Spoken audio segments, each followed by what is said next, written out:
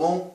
Eu sou o Ralph Gomes, do canal Ateu Niilista, e hoje a gente está aqui para falar sobre um assunto que me ocorreu assim recentemente.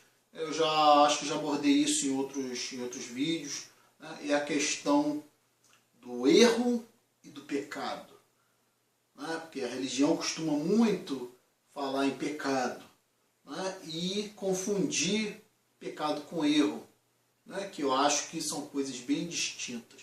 Então, antes de iniciar o vídeo, vou pedir de novo aí a colaboração do pessoal que gostar do vídeo aí, o pessoal que prestigia o canal, mesmo o pessoal que está chegando agora, que dê por favor um like aí, não esqueça de dar um joinha no nosso vídeo aí, porque isso ajuda pra caramba aí na nossa autoestima aí, pra gente saber, pra gente ter um termômetro, para saber que os vídeos estão sendo bem aceitos, o pessoal está gostando. Então, por favor, não esqueça não, né? Dá uma olhada aí, por favor, também nos links que estão na descrição, links de canais ateístas, o link do Ferreira Racier, o link do Aparecido Bebedouro, do Vivos Ateus, do Roberto,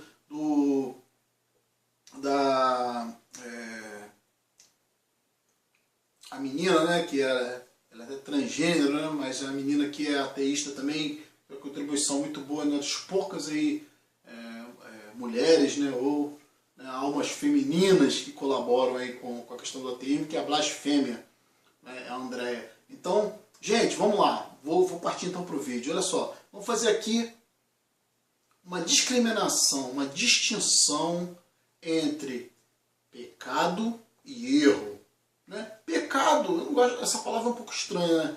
Palavra que tem uma conotação religiosa, né? Mas vamos considerar pecado aqui como crime, né? Na realidade, vamos fazer uma boa distinção entre erro e pecado. Pecado, né, é uma coisa voluntária, é uma coisa que você faz com intenção. A palavra aqui do pecado, que eu acho que é intercambiável com a palavra pecado, é intenção, né? Ninguém comete algum pecado sem ter intenção, né? Já a questão do erro, o erro é algo não intencional. Você pode até ter as mesmas consequências do ato voluntário no caso do pecado. Entretanto, o diferencial do erro em relação ao pecado é que não há intenção no erro, né? Até mesmo se você for ver, do ponto de vista criminal, do ponto de vista jurídico, né? A justiça contempla isso, o direito contempla isso. Ou seja, existe o dolo, que é intenção, e existe a culpa, que é uma responsabilidade não intencional, né? Ainda que você cometa um ato que gere consequências de morte ou de danos, né? Você não teve a intenção, então isso é considerado culpa, não dolo. Você tem responsabilidade, mas você não teve a intenção, né? Isso é diferenciado, né? Porque, por exemplo, o crime é o ato intencional, né? É você querer usurpar do outro um bem, né? Você querer tirar a vida do outro visando alguma vantagem pessoal, né? Todas essas questões são muito bem diferenciadas no direito, né? E infelizmente a religião, como sempre, né? A religião retrógrada, antiquada, né? A religião dogmática, a religião que não se corrige, que não evolui, essa praga, né? Esse vírus que tem na sociedade, que é a religião, e que infelizmente toma conta da maioria das mentes das pessoas, né? Então, muitas das vezes você vê que a religião, né, ela acaba tendo um direcionamento para o pecador, né? Jesus mesmo nos evangelhos ele fala, não vim para os sãos, vim para os pecadores, né? Ele fala, vinde a mim os que estão oprimidos, que estão cansados, os que têm sede de justiça, blá blá blá blá blá. Ou seja, Jesus nunca se preocupou, né, nos evangelhos, a tradição religiosa nunca se preocupou com o indivíduo honesto, íntegro, decente, porque a religião ela é negativa. A religião ela trabalha em cima do que não presta, em cima do que precisa ser corrigido, em cima, né, do pecador.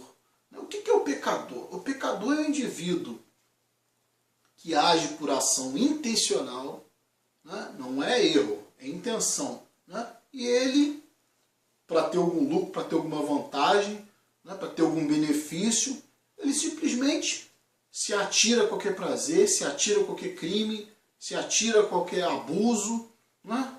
Ele não vê os direitos do outro, não contempla o direito do outro, só o dele. Esse indivíduo, dentro da tradição cristã, é um indivíduo que é foco, né?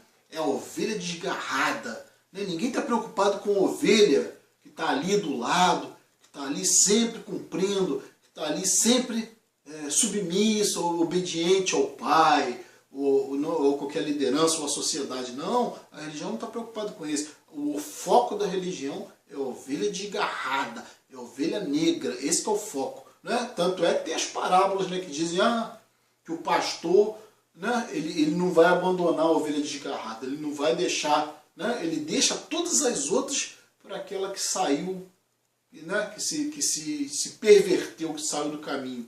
Então o objetivo do cristianismo, o objetivo da religião em si, não é a pessoa de bem, né? Não é o homem de bem, não é o homem cônscio, não é o homem ético, o homem moral, é o desgarrado, é o pecador. Né? Toda a essência da tradição cristã é essa. Né? Evangelização em presídios. Né? Como é que pode? A maioria das pessoas que estão no presídio estão ali porque querem. Cometeram atos intencionais. Desrespeitaram o direito do outro. Isso não é erro, isso é ato consciente. É esse o grande problema da religião. Se existe hoje criminalidade, se existe hoje, né, o desrespeito aos direitos humanos, se existe hoje o desrespeito aos direitos das crianças, dos inocentes, dos incapazes, tudo isso advém da tolerância da religião.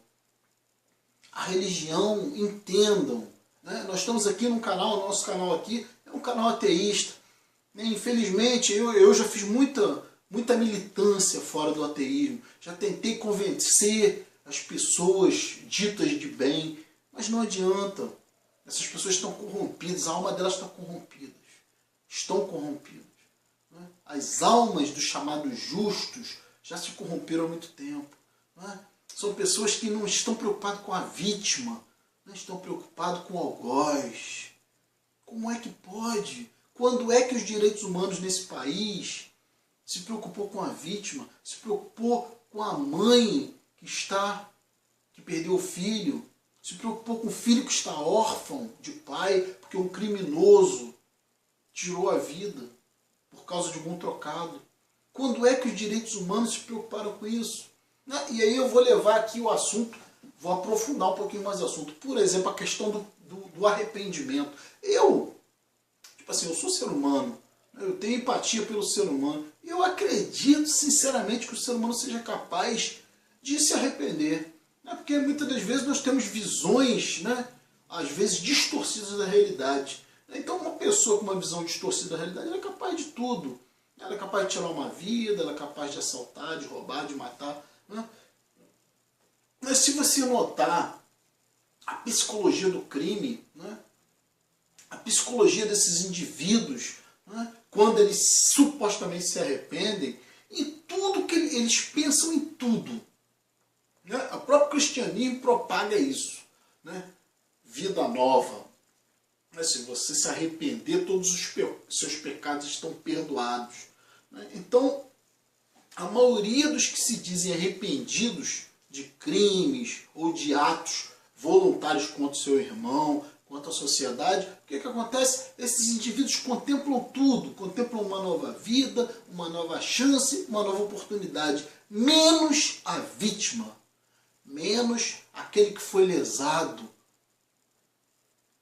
Então, pensem, parem e pensem, que mundo é esse no qual nós vivemos, onde o indivíduo comete um ato voluntário criminoso, um pecado, né? Um ato contra o seu irmão, contra a sociedade, e na hora do arrependimento cristão, ele pensa em tudo menos na vítima. Ele pensa em tudo menos nos danos. O cristianismo não cobra os danos. O cristianismo não cobra a responsabilidade. Né? Uma vez que o indivíduo se arrependeu, ele é nova criatura. Dane-se os danos que ele causou. Dane-se.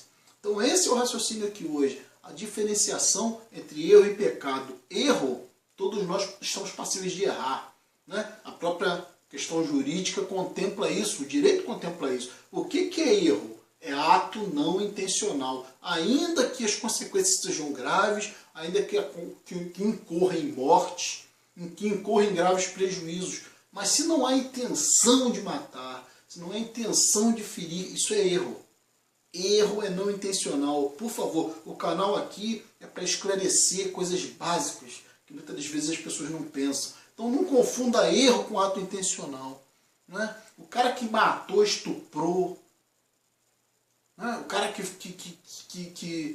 cometeu um infanticídio, né? Um homicídio, ou uma tentativa de homicídio, ou um latrocínio, isso é ato voluntário, isso não é erro, né? Agora, passível de arrependimento, todos nós somos, né?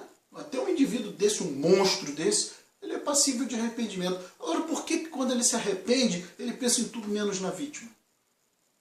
Né? Uma vez que o indivíduo tira a vida de uma outra pessoa, a vida dele acabou. Uma vez que ele se arrependa, todos os recursos dele, toda a energia dele teria que se voltar para a família da vítima. Teria que se voltar para corrigir, tentar pelo menos corrigir ou amenizar o dano que ele causou. Mas não é isso que acontece. Nós sabemos que não é isso que acontece. A evangelização nas igrejas, a evangelização nos presídios, não está preocupado com as vítimas desses presidiários. Está preocupado em dar nova vida para esses vagabundos, esses monstros, né? E eu digo aqui de novo, eu acho que se eu, por exemplo, não vou me eximir, se eu cometesse um crime contra uma pessoa e eu me arrependesse, um crime voluntário, né? Um pecado voluntário, eu acho que o arrependimento para mim seria voltar todos os meus recursos para essa vítima, voltar todos os meus recursos para a família dessa vítima, né? Não aceitar nada que eu tivesse recebido de vantagem desse crime que eu cometi ou desse pecado que eu cometi, no qual eu me envolvi. Então isso não existe, né?